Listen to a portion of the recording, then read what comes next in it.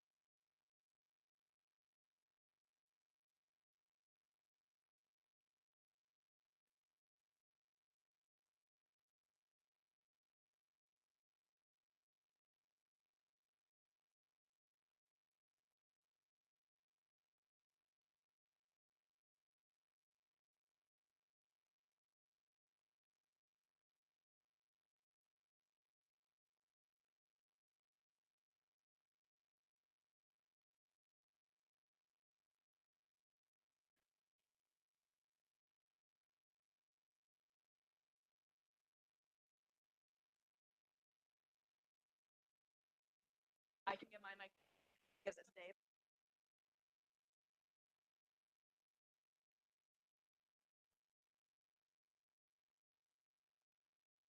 Flip it up.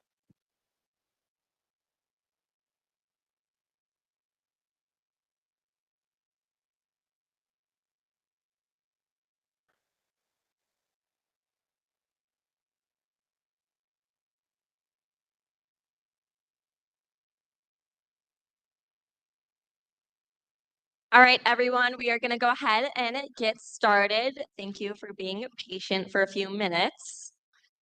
So today we have our first certificate of this year, and it's our B2B certificate. So it's B2B marketing and sales. Today's lineup, we're going to have the certificate, go over that, have a little panel discussion with them.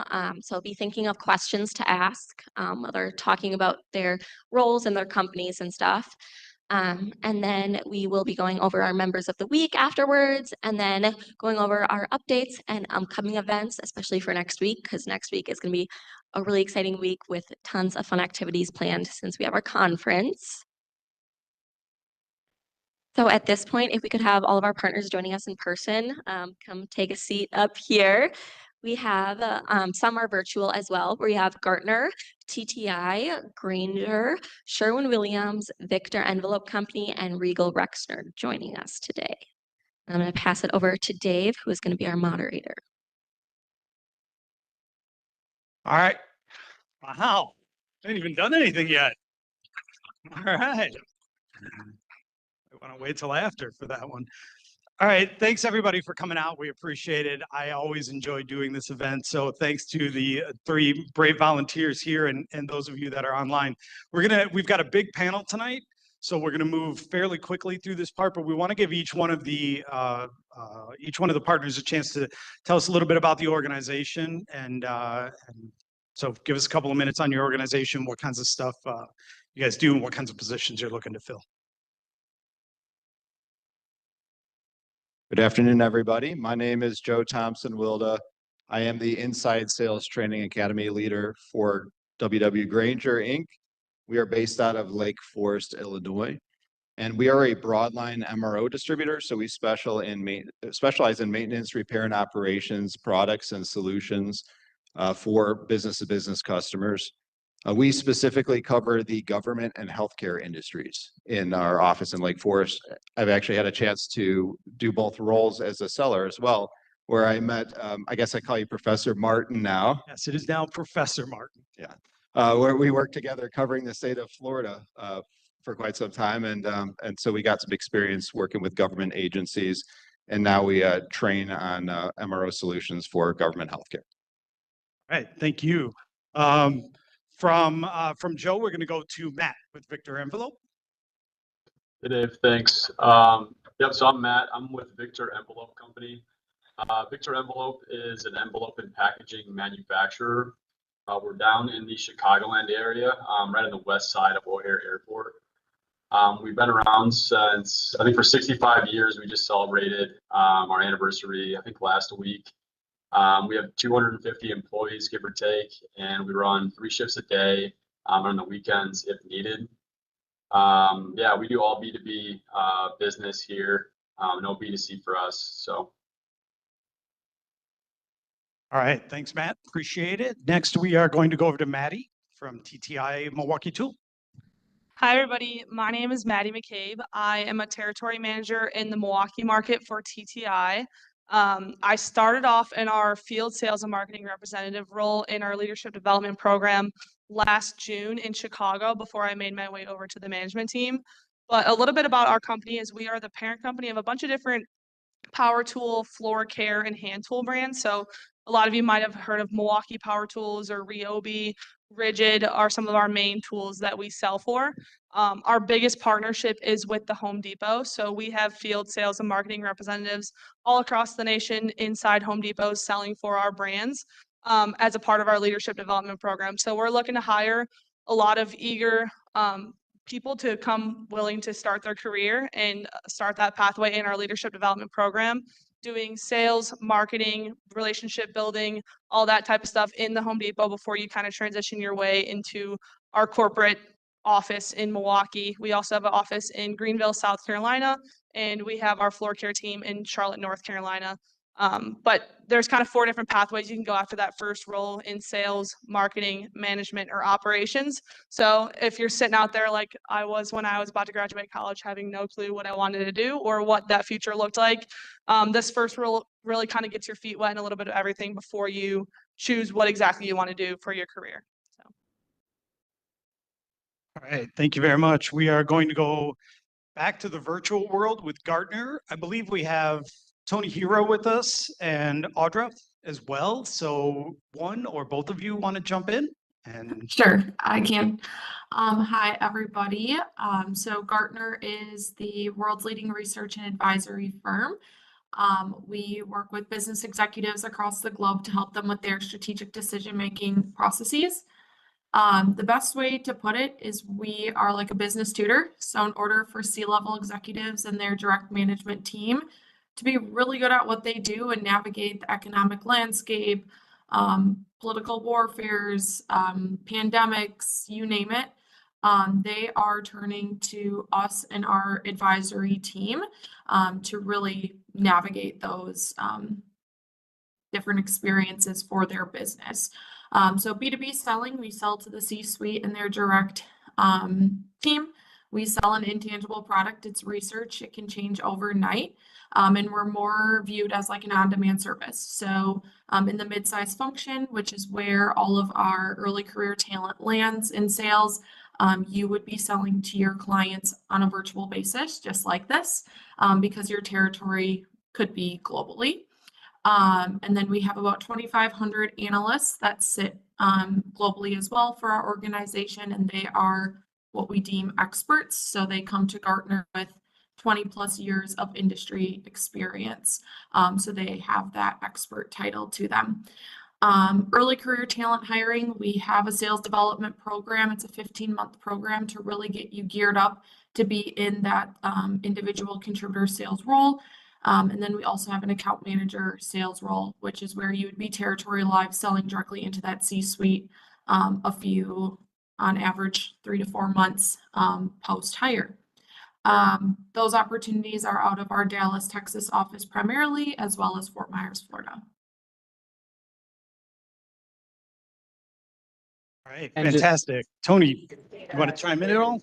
Yeah, I'll just Welcome back, chime in to by the way. introduce myself. Hey, Dave, how's it going? It's good to see you again now, Professor Nice to Martin as see you. well. You as well. I'll introduce myself as Tony Hero. So I'm an account manager here at Gartner in our mid-sized healthcare organization, and I'm also based in our Dallas, Texas office. I graduated from Whitewater last December, so I was sitting in those same seats last year, and interned with Gartner in the summer of 2023. But as Audra mentioned, we work directly with C-suite executives. Specifically for me, being in our healthcare division, I work alongside organizations like healthcare providers, healthcare payers, as well as life science and pharmaceutical organizations. So I work specifically with CIOs and other IT leaders, but we do have a side of the business that work with executives like CEOs and CMOs, and in other spaces as well, including like the financial services space as well as education. All right, fantastic. Thanks, Tony. From this point, we're going to go to Rico Rexnord, which is split. We've got Dawson Parker with us here in person, and I've got Amy Hoffman joining us virtually. So Dawson, why don't you start us off, give us a chance to switch some technology over, and we'll jump to Amy after that. Yeah, Dawson Parker, again, graduated from Whitewater in 2021, also a part of AMA as well. So if you guys are an AMA, good job. You're definitely going to get a leg up post-grad.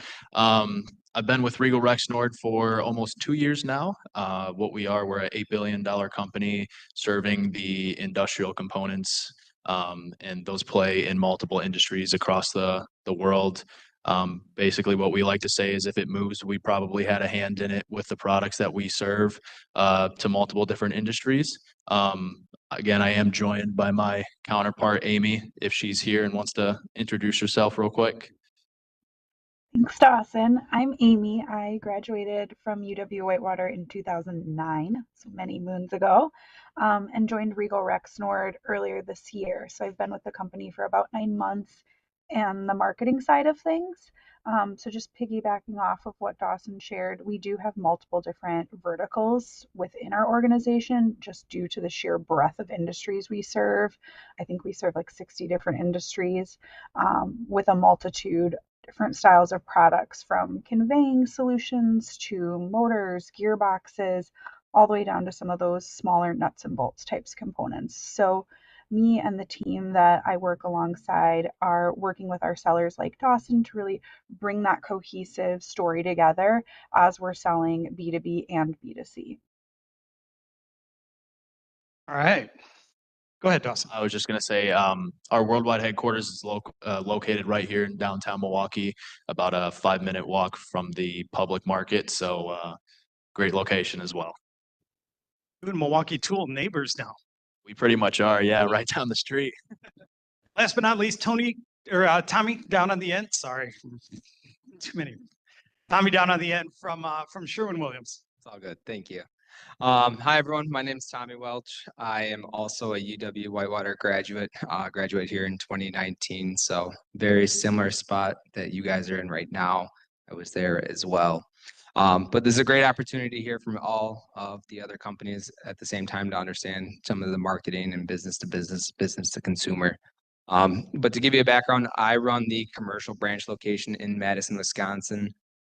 Started with the company right outside of college, held the internship, worked part-time during school here, became an assistant manager, store manager, sales rep, and then now I'm running one of the largest stores in the Madison area. But just Sherwin-Williams as a whole, there's a plethora of internship opportunities, part-time opportunities, full-time opportunities available, especially to get any experience under your belt. But we are one of the largest paint manufacturers and distributors in the world. Just in the United States, we have over 4,600 retail locations. And then in terms of employees, we have about I think we're hitting the 70,000 mark.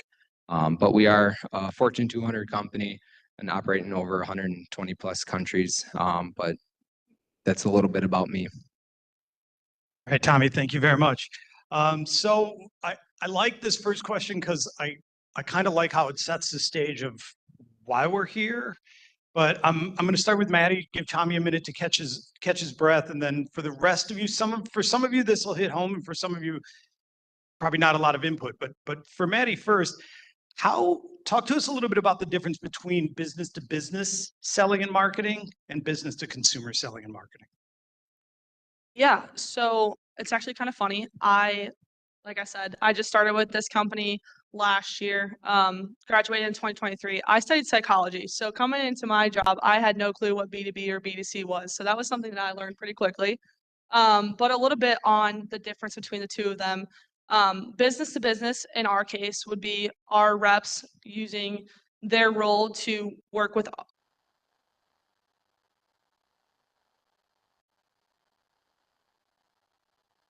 they do is selling to the store, selling in space, selling in different products and different things like that, as well.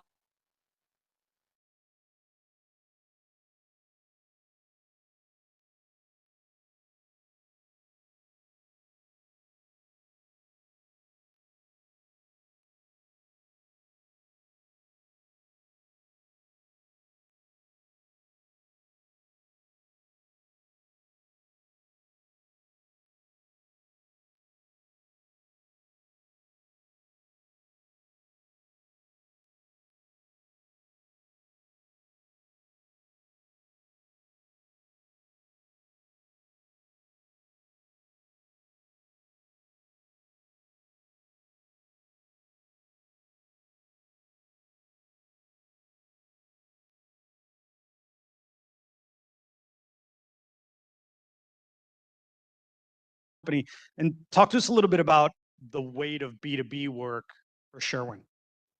Yeah, I mean, just in the general role, I mean, I just recently switched from sales rep, so strictly business to business.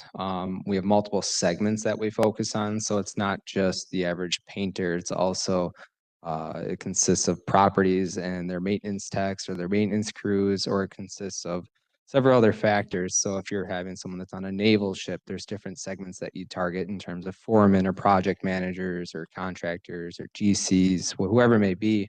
So that was our primary focus, or my primary focus in my last role. So I was primarily focusing on working with properties, so apartment complexes, hospitals, retail locations, trying to figure out who the project manager was, the property manager. And then that's just one of the several segmented roles that we have for sales reps. We also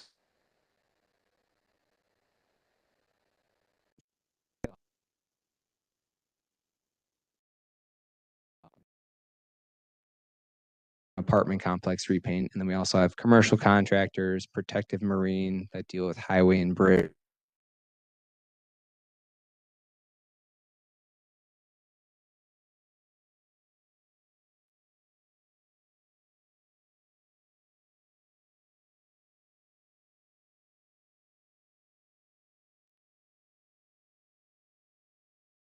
Commercial contractors in the area, in terms of anything in terms of hospitals, new apartment complexes that are going up, working alongside distributing, planning the logistics on the timelines for the project too.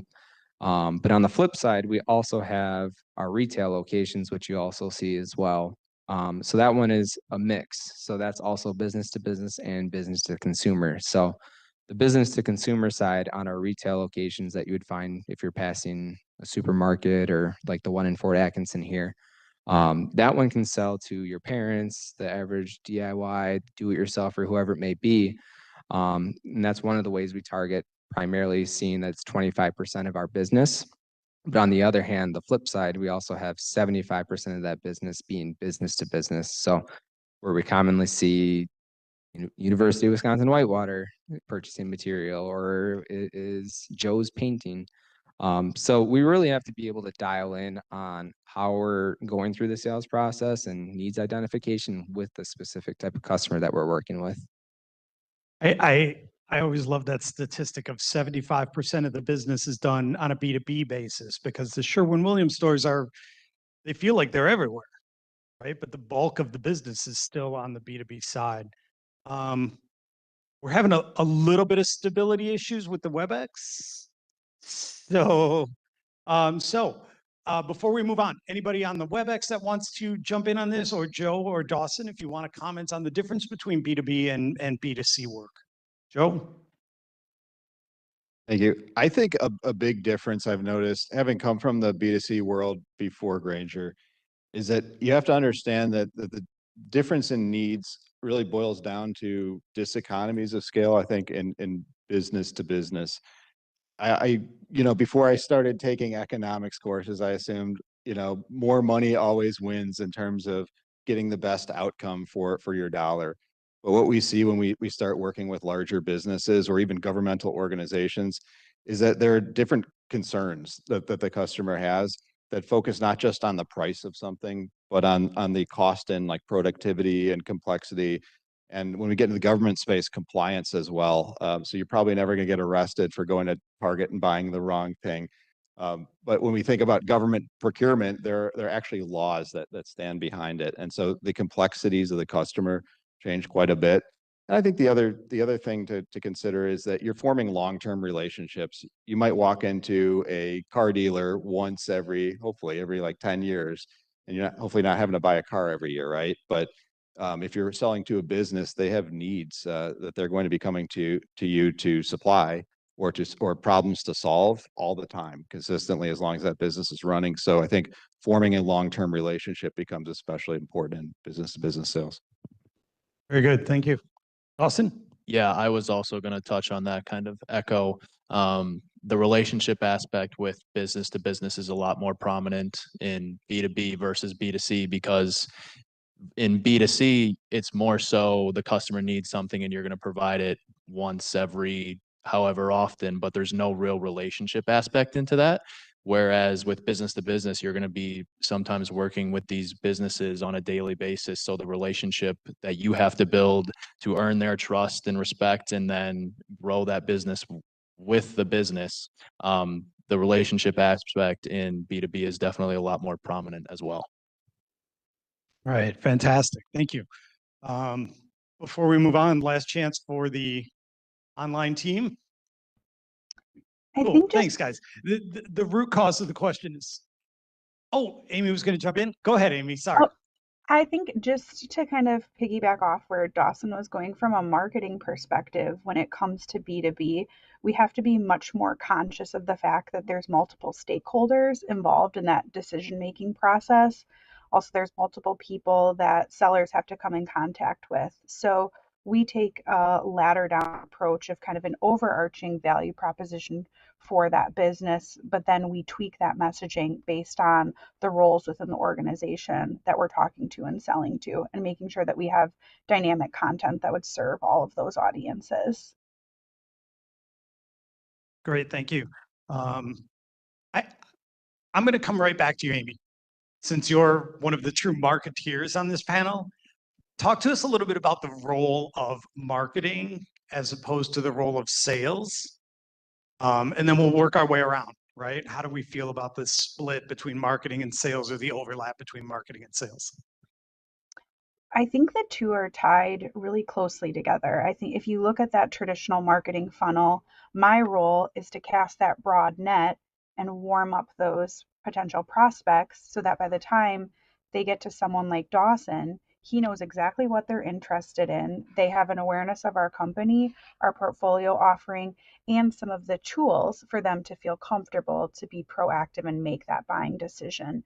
When we talk about tools, more so like a TCO calculator, testimonials, success stories, sometimes we'll work on promotions to really motivate that potential prospect to make a buying decision. So oftentimes I have to go to sales to validate not only my assumption on industry and those different personas, but as content is being developed, do they think that this is going to resonate with the prospects that they're talking to?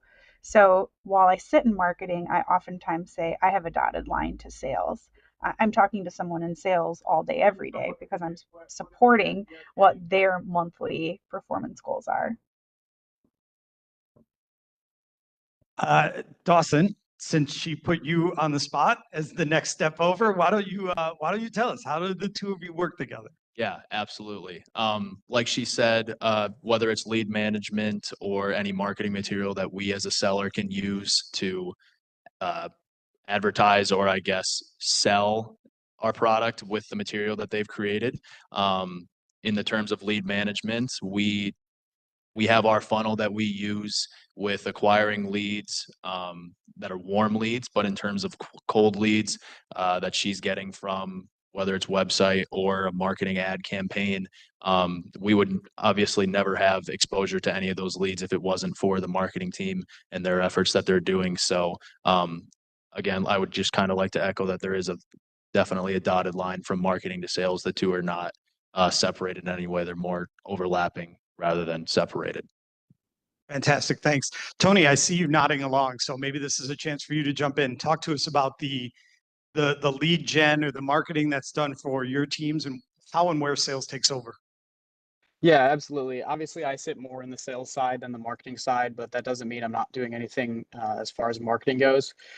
Given we have more of an intangible product, our marketing efforts are a little different compared to, say, a tangible product like Milwaukee Tool.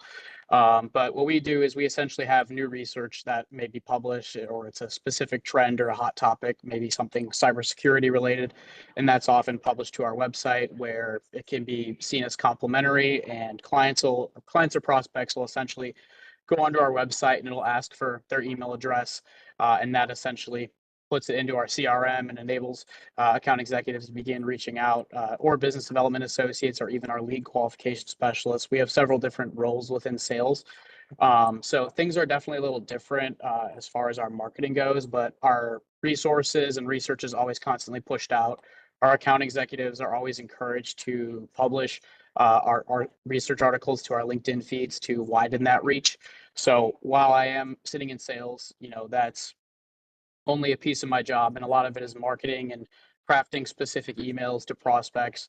So it's all about the wording too. And while I, don't sit with something tangible, you have to create that value for them to be able to take a meeting with you, and that's really your first sale.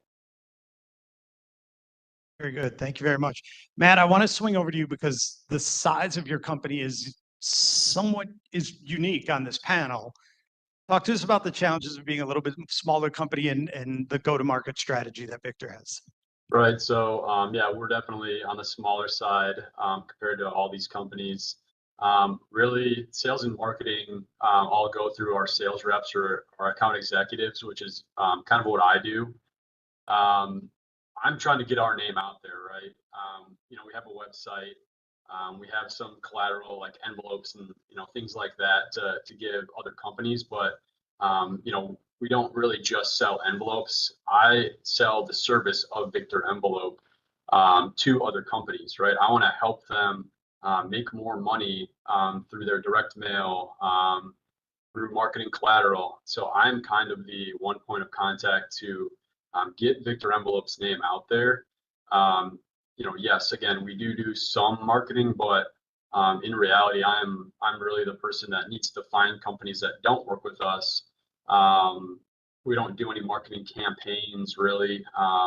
We have some marketing videos and things like that, but I'm sharing all of that to these new prospects or to our customers to grow, my book of business and Victor Envelope's book of business.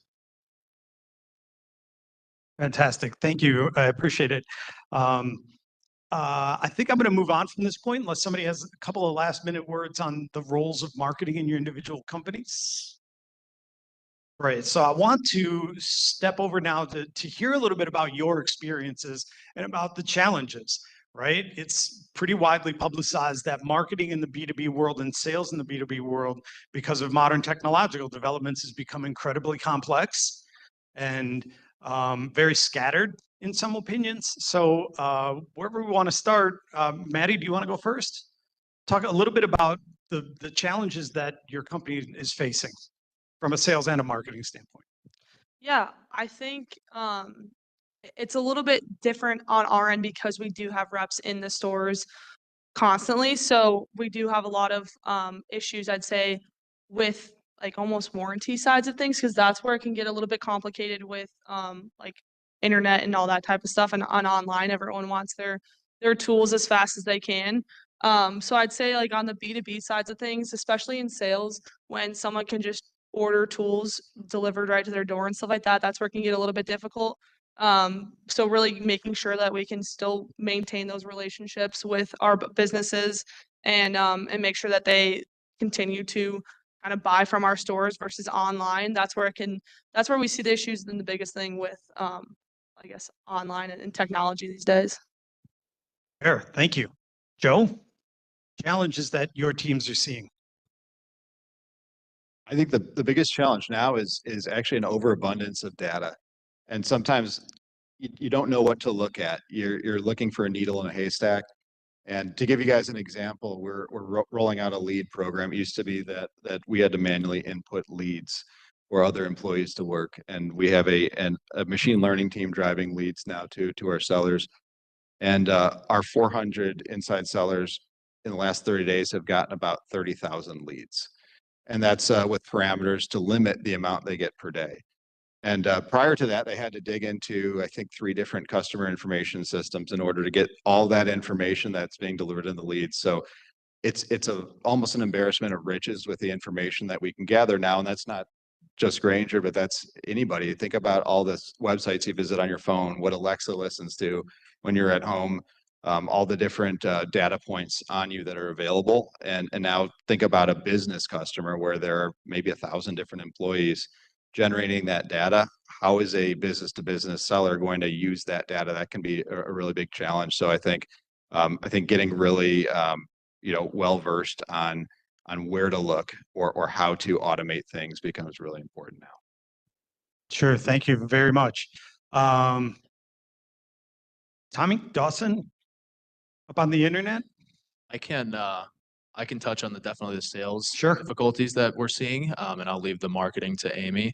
But some difficulties that we're seeing on the sales side of things right now with Regal Rexnord is we've grown very large, very fast. We've acquired 2 different companies within the past 4 or 5 years, and not small companies. Again, we're kind of a $8 billion company, so it's definitely a large umbrella that we've grown really fast. I don't want to say too fast, but there's been some growing pains to come along with it. And one of the biggest things that I'm noticing on a sales side is the raw material shortages that we're seeing from our vendors and just the lead times that we have to present to the distributors. I specifically work with distribution, and then the OEM team is their separate entity as well. But the biggest issue that we're facing right now is actually like raw material shortages to actually build our components that we then sell to distribution. So that's kind of the biggest problem that we're seeing, is that we've grown so fast and acquired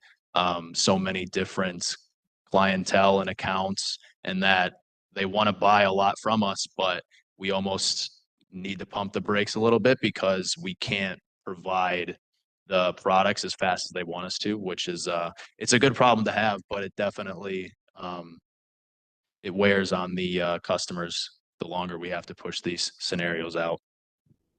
Amy, how does the rapid growth that Dawson talks about, how is that affecting you from the marketing side, right? From the initial outreach to organizations, new customers, prospects? Yeah, when you take all the different businesses that we've acquired and merged into, Regal Rexnord is still really in its infancy stage. A lot of people don't know who we are. We have to reintroduce ourselves to all of these markets.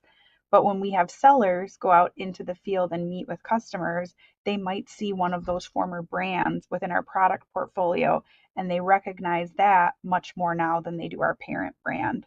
So, from a marketing perspective, we are putting campaigns out right now, more so from an awareness perspective of who we are and what we have to offer, so that we can start warming up these leads to then ultimately dovetail into lead generation. I think the point that was made that there's too much data is exactly accurate. We know that there's a ton of email fatigue out there. So as we've been reintroducing our business, we've had to look to alternative mediums like webinars, podcasts, different association thought leadership opportunities to get our name out there, get that business credibility for Regal Rexnord, not just all those great brands that came together. So we are constantly exploring different opportunities with trade publications and associations. We're looking at that data. Just with all the opportunity that's available, I think one of the secondary biggest challenges is that that data lives in a multitude of different places. It might live with one of your ad agencies, it might live in Salesforce, it might live in Google Analytics, the list goes on and on. So just taking all of that data, massaging it to make sure that as we move forward with our strategy, we're doing checks and balances to see what's truly working and valuable and pivoting accordingly. Fantastic. Thank you. I want to come back to the notion of data overload and some of the other more data-driven or internet-driven challenges we're going to have. I want to give Tommy a chance to talk on this one a little bit. Challenges that you guys are seeing. Yeah, so I mean, having a company that's over 150 years old and still existing to be what is a Fortune 200 company today, you're going to run into several challenges throughout the years. Basically, I mean, you have 150 years, well, not 150 years, but you have several years of data containing customer information, customer data, customer color information. There's literally too much data that we had to come up with a way, and this is probably before I was born, but anyways, we had to come up with ways to be able to store the data, retain the data, and filter the data specifically to meet our needs as well as meeting our customers' needs. So let's say one of the biggest challenges that we've recently had, which we're overcoming, is consisting of prospecting, lead generation, trying to filter that down and organize that into a way that we can target new customers and gain incremental business that we didn't achieve prior. So we recently launched a new lead generation CRM that we created called Insight. And so basically it's a very well organized version of Salesforce, but it's internal to our company. And ultimately you have the ability to filter down to customers who aren't buying in the past 6 weeks or customers who are buying specific paints or products or decrease or increase in sales in a span of time, or specifically the type of customer that they are, just because of the amount of segments there are. So we recently launched the platform this year, and I mean, one of the challenges is the learning curve of it, and then navigating it to use it to our best ability to also help save the customer time, money, and just overall ease of business. And I think we really dialed it in with the launch of our new CRM. I would say that's the biggest challenge that I've seen just within the past 5 years and seeing it come to what it is today. Some of the other challenges will always be working against a spec, especially for something that's spec driven through an architect or the GC. So continuous improvement of our products, our resources, our tools that we have to be able to help the customer help us be on a specified project, so that we are awarded and getting some of the bids to do some of these large commercial projects. So just product development, research development, and then being able to market that to our customers to help them understand the benefits and the value of using it. Very good, thank you. I'm going to jump over to Audra and Tony and kind of keep this idea of technology and data and some of the challenges that are coming. And you can take either side. You can speak on what Gartner is seeing and how Gartner's handling it, or what are you hearing back from your clients? Because this is one of the problems they come to you guys with, is what do we do with all of this information? Yeah, for sure. I can speak to that as far as the end user standpoint goes. So I work with, again, healthcare organizations that use technology and things of that nature. So a lot of the challenges we see when trying to sell to these organizations involves usually the economic conditions or potential regulations set in place, whether that's local to their state or national. So we deal a lot with that type of thing, and having to understand, do they have the appetite to bring in changing technologies? And especially since healthcare and the pharmaceutical world has changed so much since 2020 and the pandemic. There's always new technologies coming out. I know super big right now is the hype around AI and generative AI, and we deal with a lot of our clients right now and how to effectively implement that for productivity. And they just don't know whether they have the appetite to implement it or whether they have the revenue or budget to, and they want to understand specific things like what other organizations are doing. So that's something our research helps with, is understanding use cases in that field. But we do see a lot of those challenges and have to navigate through those, especially within the economic world. And I can take it from a high tech side. So in the account manager space, we work with end users, so CIOs, technology purchasers, and then also CEOs and CMOs and CPOs of tech companies. So on that side of the house, really just like a very saturated market. Lots of technology out there, lots of competitors, lots of big names taking over these more startup enterprises as well. And then, yeah, like Tony said, the talk about AI, there are companies out there who want to be known for AI development. And then there's companies who are absolutely terrified of AI and don't want anything to do with it. So it's that healthy balance of making sure that we're producing research that our clients have the appetite for, because we do support so many types of organizations globally, and really helping them navigate what to do with AI in that space. We have research out past 2027 on the impacts of AI and what it can mean for businesses. So it really just depends on, do those organizations, like Tony mentioned, have the appetite, the budget, the funding? Do they meet regulation depending on what industry they're a part of? Where are they in the market as well? Because we work with more startup companies all the way up to multi-billion-dollar organizations. So quite a large scope there. But yes, just like you said, Dave, we do work with companies and help them on the back end, like analyze this data, and move their business forward or overcome challenges, whatever that might be, with the data that they're receiving on the front end. All right, thanks, Audra. More down the thread of technology driven, how much is that impacting our business now? Tommy brought up the learning curve of the new piece of software that you guys have implemented. I can only imagine the curve at Grainger trying to sort out all of those leads.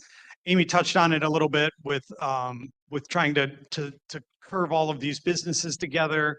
How much is technology impacting us at this point? Whatever.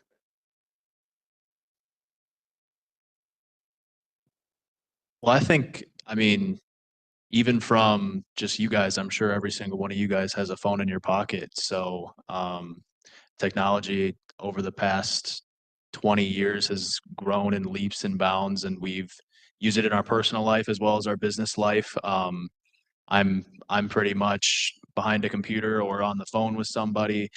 There's a lot of benefits that come with technology and the overall growth that we've seen in the technology industry that have really benefited us as personal users as well as businesses to help grow within the markets that we serve that we could have potentially never been able to reach without technology. Thanks. Maddie? I was gonna say, I think kind of on our end, like we see technology impact us in so many different ways. I mean, on the Milwaukee side of things, like he was talking about, we also have a CRM app where if we have contractors that are coming in and they know exactly what they need, they're not going to spend too much time in the stores, where we can then forward mass information to them of different promotions and different things that we have going on. On the same side of our Ryobi team, on the DIY side of things, we have so many customers that come in that say, hey, I saw this on TikTok and I want to try out this DIY project and different things like that. And we're seeing so many customers come in from the technology side of things. But I think within our company in general, like we are all based around technology with power tools. I mean, our company will just continue to keep growing because of that power tool side of things. Like we're trying to talk with customers who are maybe gas focused on outdoor products. A lot of states are going away from gas products and they're going to the technology side of things with battery operated tools. So I think on that aspect and different side of business and business to customers, like our business in general. Like I feel like a lot of companies are really focusing on technology these days because it's really taken over our world. Fantastic. So a lot of go-to-market strategies, a lot of how do we acquire new clients. I want to jump over to Matt and talk to you a little bit about once we've acquired that new client, how do we keep them? Yeah, that's a good question. I think the biggest thing is the service, right? So once you get a customer, you want to take care of them. You don't want a transaction. You don't want one transaction as a B2B customer. You want to have them for years to come. Especially for me, if I go through all the work to open up a place, so I'm prospecting, calling on them, do test samples for them. I want to make sure that they're sticking with me as well because I'm going through all these hoops to get in front of them. So, you know, I think service is massive. It's trying to stay on top of your customers, whether it's a small customer or a large customer. For us, we don't care. You know, large customers are great, but just making sure that I'm on top of it. For Victor, I'm the one point of contact. So, you know, whether again it's the first initial cold call or their order is shipped out, you know, I'm kind of the point of contact to stay in touch with them. So, just getting as many touch points after I get that prospect turned into a customer and making sure they're taken care of. You know, service is just, it's the biggest thing in our company for sure, and definitely in our industry as well. Thanks, Matt. I appreciate it. And I like the things that you brought up, right? Customer service, longevity, repeat, right? Like I'm sure everybody up here will echo that it's not a one-time shot, right? We're not interested in the sale today, although we'd like it. We're interested in the sale for the next 5 years, right? So let's talk a little bit on this topic. How do we retain our customers? Another unique feature of B2B that we haven't unearthed yet is for most of us, what we're selling, somebody else is selling the same thing, or there's an option, or in a lot of cases, somebody else has already bought it or buying it from somebody. So we've got to move the needle somehow, and somebody's always coming for our customers. So we can start wherever you guys would like. Talk to me a little bit about customer service in the B2B world. I really like what Matt said. There's one thing that stuck out to me. He was saying a long-term commitment. If you think about it, I mean, if you're entering a relationship with someone, you are in a long-term relationship. They're coming to you, you're coming to them. So essentially, how do we keep each other happy? And just providing anything in terms of values, what's important to them, what's important to you, just having the mutual respect. So I view working with the customers as just same as like not necessarily the same as my relationship with my fiance, but you can view it as like a long-term commitment, I guess. You know, I mean, if you are providing the service and then the opportunity to help service them moving forward, I mean, they're going to keep coming back. But basically, I would say to keep the customer buying, you get them in. We ultimately utilize the customer-focused sales process. So we have 4 stages. It'd be discover, which is the first stage. And then you get them to buy, which would be the second stage. And then once they buy it, you have to help them use it. And then from there, you'd advise. And you can keep repeating the cycle with different touch points or contacts and multiple customers throughout. So just really making sure you're committed to servicing, providing value, things of that sort will eventually go a long way. I mean, friends buy from friends. So the more you know about them, and the more they know about you, they're more likely to buy from you. Very good. Thanks. Wherever you guys would like to go from here, who wants to touch on the value and importance of customer service in the sales cycle? Joe? I think it's really important to think about routine because a lot of the time as sellers, we think about the hunting the whale, right? Finding the big sale. And from the customer's perspective, that's not something they're doing every day. You want to think about what's their experience every day when they use your product or service, and that includes how they're buying. So I think one thing that really helps serve our customers well is having a multi-channel approach. So customers might go and buy something from their storeroom through an inventory management program. They might use the mobile app and use geolocation in order to help coordinate their purchasing based on which one of their buildings they're in. Might also be sitting at their desk and use a more traditional method like going online. Maybe they prefer to talk to somebody face to face and walk into a branch. I think building a habit where that experience, regardless of how the customer is deciding to buy, whatever channel they're buying through, making sure that that interaction is positive for them every time is actually way more beneficial to building long-term success with a customer than scoring one big deal. Yeah, to kind of echo off that, obviously, like I mentioned earlier in the panel, relationship building is going to be a key aspect of that, maintaining that business to continue to do business year after year. And I've found that the simplest way to do that is just by the small things, right? So always answering the phone when they call, responding to their emails in a timely manner, because if you have a really large customer that you're doing business with, and let's say, because it's a B2B scenario, that business is then turning around and selling our products to another business. If they have one of our products that goes down or whoever's product that goes down, they know that, hey, Dawson's going to pick up the phone when I call versus whatever rep from a competitor of ours. They won't get back to me within 4 hours, but I need an answer now on this breakdown situation. Just building up simple, tiny stuff like that, that'll really go a long way with the customers that you work with and the relationship that you build up with the B2B businesses that you work with. Very good. Thanks. Maddie? Yeah, I was going to kind of stay off of what he was saying with that relationship side of things. I think one of the biggest things we focus on too, it sounds so simple, but it really does make a big impact, is really just listening to our customers. Like, what are their frustrations? What do they want to see different within our products?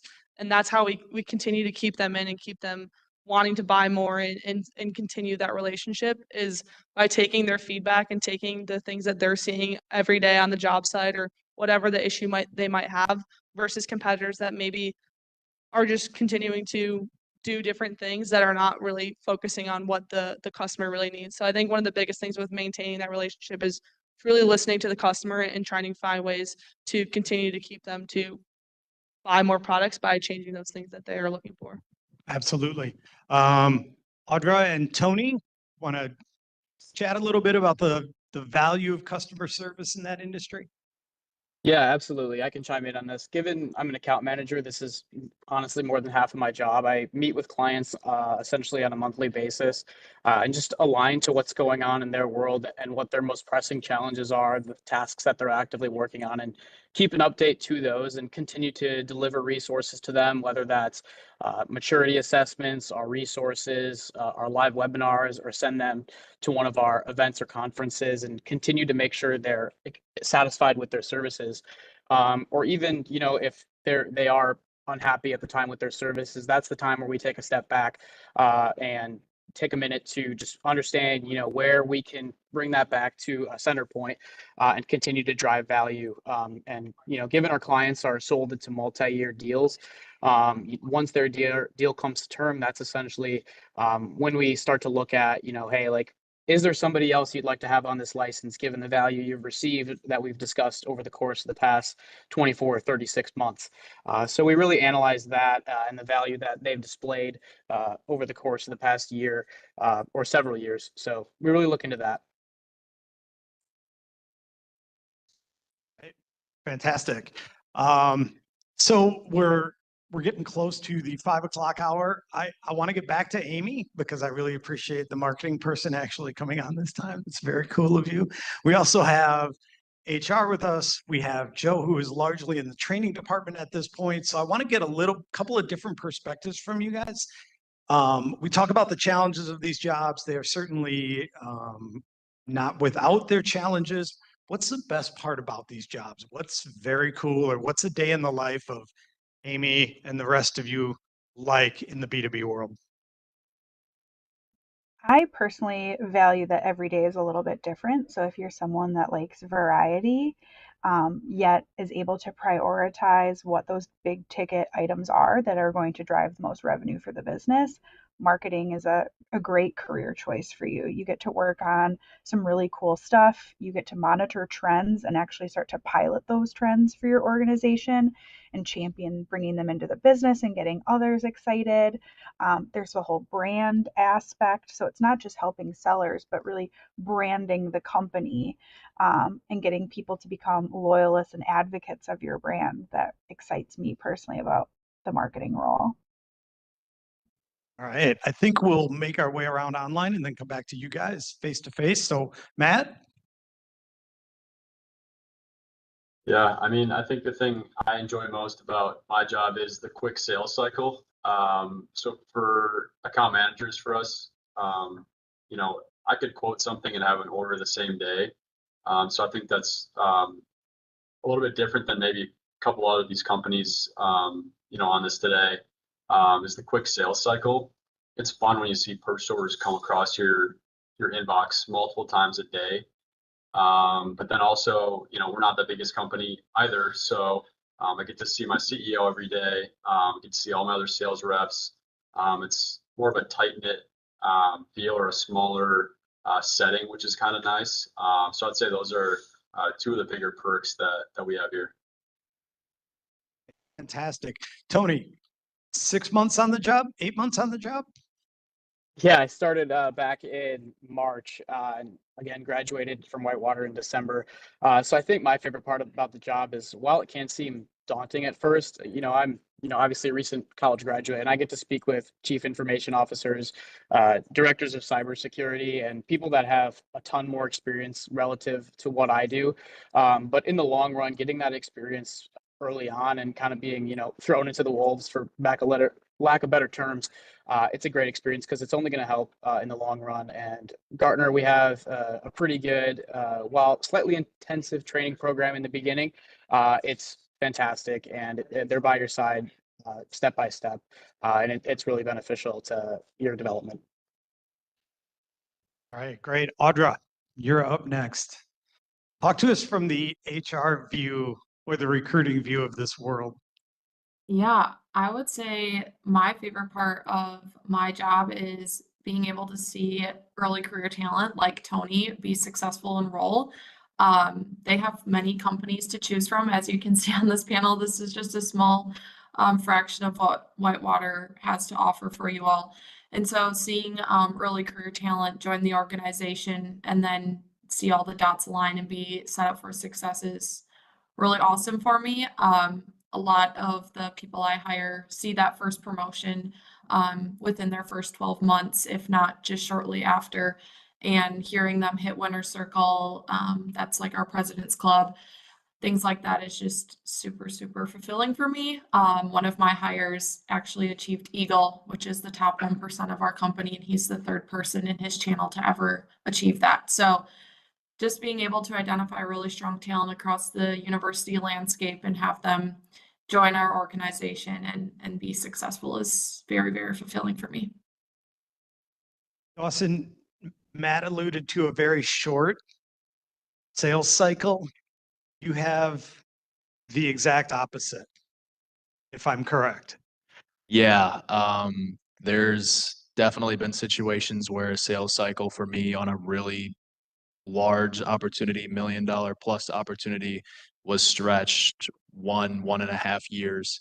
So there's definitely situations where we run into a lot of bigger opportunities, kind of like the whales, but we also do have those smaller micro transactions on a day-to-day level as well. But yeah, some for Regal Rexnord, because of the product portfolio that we offer and the mass amount of industries that we do serve, there is definitely some sales cycles that can span longer than a year, potentially, depending on if that project is big enough. So, and that kind of goes back to that relationship building aspect to B2B sales as well. So obviously that sales process, in order to close that $1 million opportunity, you need to have a good relationship with that other business throughout that entire sales process. So, and Regal Rexnord has done a great job in training me up to be able to handle those sales scenarios. We have what is called our sales engineering and leadership program. I went through that when I joined Regal Rexnord. It's a 6-month training program where you learn every single product group that we offer and the industries that we serve. and you get to go out in the field, see the products firsthand, and just learn everything about Regal Rexnord to help set you up for success when you do get into that sales role. Hey, very good, Joe. I think one of the things that I love so much about this industry and my job being a training academy leader is I get to see people go from being fearful and experiencing trepidation over their job to seeing that turn into curiosity. And I think working with a really broad swath of different customers gives them the opportunity to learn a lot and be lifelong students. So just to give you an example of my time as a seller, one day I might be talking to the Florida Fish and Wildlife Conservation Commission about their efforts to remove invasive species in Tampa Bay, for example. And the next day I might be talking to a correctional facility, and the day after that I might be talking to Florida Department of Transportation. I might be talking to a deep water cargo shipping operation. And these are all things that I had no idea 10 years ago I'd be learning about. And I tell my sellers after every call, I want you to think about something new that you learned, because we talked a lot about data. The one thing that AI can't do right now is have a person-to-person conversation, make a connection, and then take something out of that you can use and apply to grow business with that customer. So maybe someday we'll get there, but I think for now, if you're a good seller, you should be able to end every call knowing something that you didn't know on the previous call. If that's all you get, I think you've had some success. So seeing that aha moment in my students is one of the things that really drives me every day. Very good. Thank you, Maddie. Yeah, I mean, I was gonna kind of say a similar thing. With my role in management, the one thing I like the most, I also just started this about 4 months ago, so still learning a lot about my role and learning a lot about the people that we work with and stuff like that. But I think one of my favorite things is definitely just watching my team grow.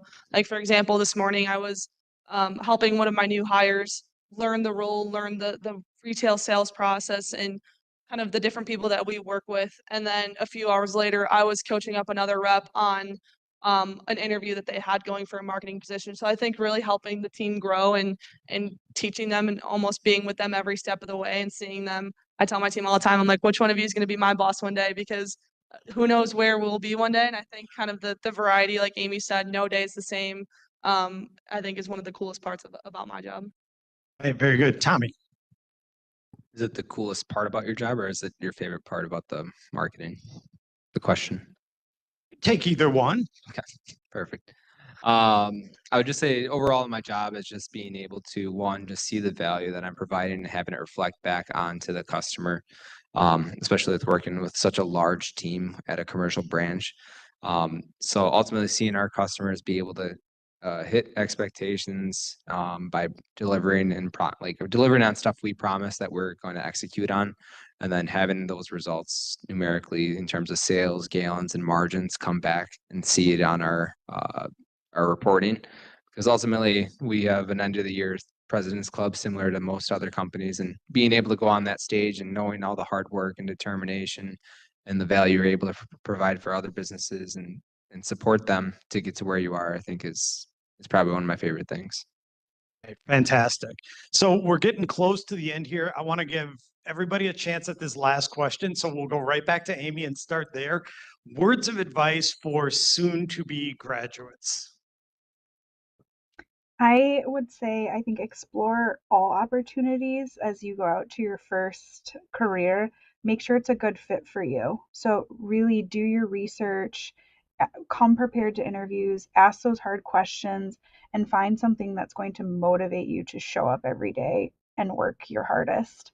I'd also really start honing in, if you haven't already, your prioritization skills, because no matter what route you choose, sales or marketing, you are going to be hit with a multitude of requests, and you're going to have to determine what is going to be the biggest value add versus what is going to be a backlog item for you. And I know we've touched around AI a little bit, but AI can help you put a lot of efficiencies back in your day, also time boxing your day. Start thinking through tools like that as you start to get your career rolling, that you can leverage now so that you have even stronger skills as you move up, the pipeline.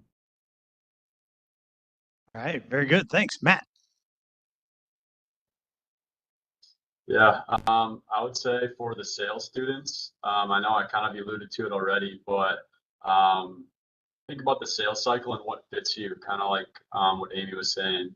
Um, pick a sales cycle that fits to what you want. I love the quick sales cycle, so it's great. I get that constant gratification. But if you want to sell big contracts and you want to go for those big whales, like shoot for a job that has that. Don't go for a company like Victor Envelope then. And not to say, you don't shadow companies like that. You should shadow everywhere you can and see how businesses operate, because that's going to tell you what you do and don't like. So definitely get out there and shadow, and don't be upset if you're taking their time. Do it so that you can get more experiences. All right, thank you, Matt. We'll go Tony and then Audra, and then we'll come back here back into the room. Tony. Yeah, specifically for sales students who are, going to be graduating soon. It may sound cliche, but seriously, when Whitewater puts on events like these, or the sales competitions or the career fairs, please utilize them. I connected with Audra after a perfect pitch competition during my sophomore year, and we stayed in touch and ended up getting the internship after my junior year. So seriously leverage those and network with as many people as possible. You'll see a ton of students from Whitewater go to all of these great companies, and that's why we have those as a resource, because they're seriously fantastic and it'll assist in your development along the way. So just make sure you're taking or maximizing all those opportunities, and the success will come. Very good. Audra. Yes, I would say a couple things. One is see if you start an interview process, see the whole thing through, even if you're in multiple, because you never know what could happen. So just see the whole interview process through, even if you have an awesome offer on the table, just see it through. The reason I say that, and the reason to also stay in touch with all of the recruiters is, unfortunately, being in this space, I talk to a lot of early career talent who maybe didn't choose Gartner right away, but has unfortunately already been laid off, not even a year into their full-time role. And that's just the truth of the economic environment, unfortunately, not to be a downer, but never just like have all your eggs in one basket.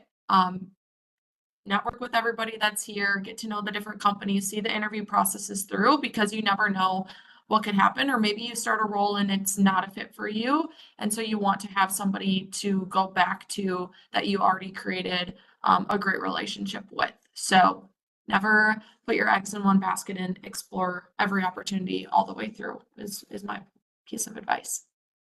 Awesome. Thank you. Dawson, advice for soon-to-be graduates. Yeah, I would say all of you guys are your own personal brand, right? So how do you guys get your name out there to companies like us or anyone at the career fair? It's going to be through networking, right? So Tony kind of alluded it to career fairs, these sales competitions, anything you can to get your name and personal brand out there to these companies. That way, when you do get ready to graduate and go into the workforce, you have a lot of options that you can choose from throughout the hiring process. So final notes, I guess, you guys all have a personal brand that you want to represent a certain way to whatever company it is that you guys want to get hired by. So definitely get your name out there and network as much as possible. Right, Joe, who is feverishly taking notes because he's about to be a graduate, but from your work viewpoint.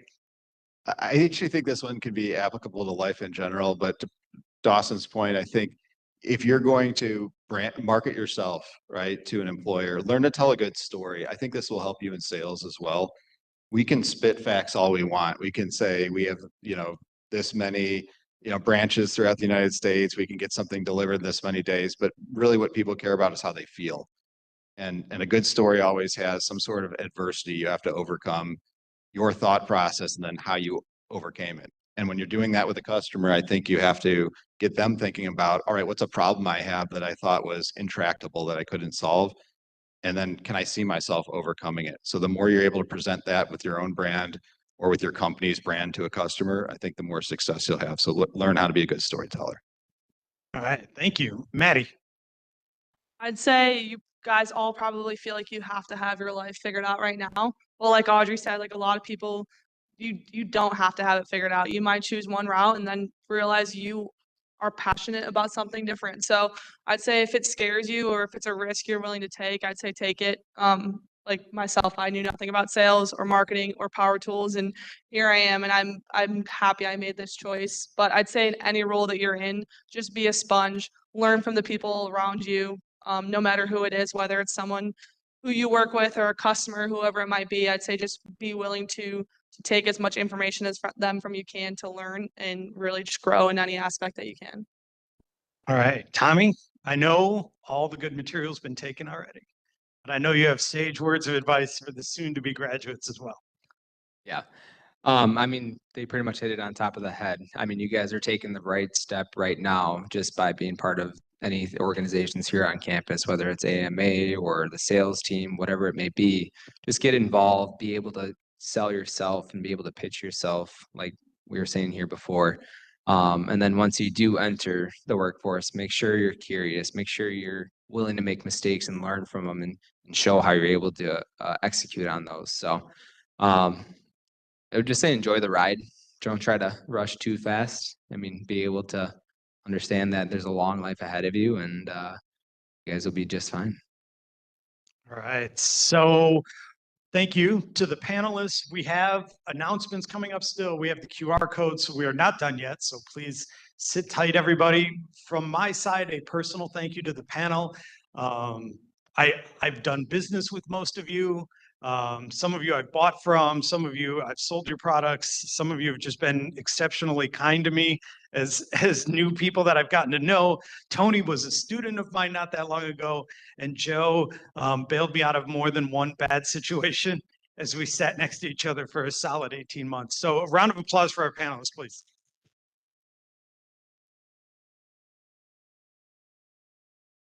All right. Casey? Just a few more quick announcements before we end for today. Once again, thank you to all of our panelists and for joining us today. We really appreciate all of our partners. And thank you to Dave for being our moderator and taking care of everything. So this is the sign-in if you haven't already yet. I have a few announcements. AMA related. And then afterwards, if you have any questions, feel free to come up and ask our panelists some personal questions. Ask more about the company. If you're interested in any of the companies, that's why they're here.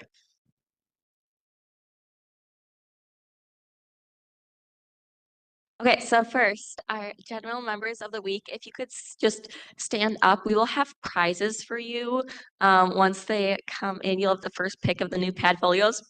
We have Paige and Keegan. If you guys could both stand up, let's give them a round of applause.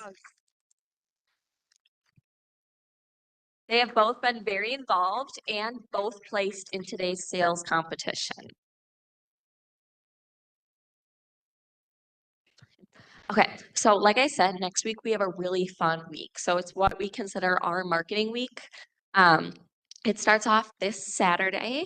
We are going to be all attending the women's soccer game together and then having a cookout afterwards.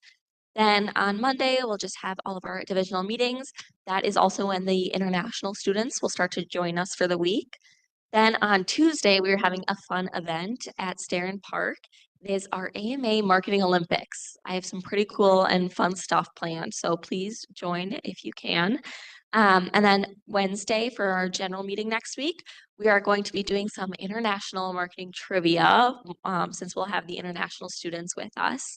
And then Thursday, we have our conference social at the Community Engagement Center. This is kind of if you're going to be participating in conference to just network with all the other students and get to know them before the conference. And then Friday, we have our regional conference. And if you haven't yet, if you would like to come, please sign up. You don't have to necessarily compete in competitions. If you don't want to, it is definitely encouraged, but you don't have to. If you fill this out, I know that some classes are offering it for extra credit as well if you attend. So you can get extra credit by just coming for the keynote speakers and attending in that way. Our keynote speakers are pretty cool. We have someone from the Packers marketing team, someone from Summerfest, and then someone that is part of GMR marketing that was doing some marketing at the Olympics this summer. So it's going to be a pretty fun and cool event. It's free for you guys to do it, and we provide breakfast and lunch. Okay, I'll leave that up. Just if anyone wants to join it, if you have any questions about conference, you can ask Alana or I. Otherwise, again, feel free to come ask the panelists any questions you have.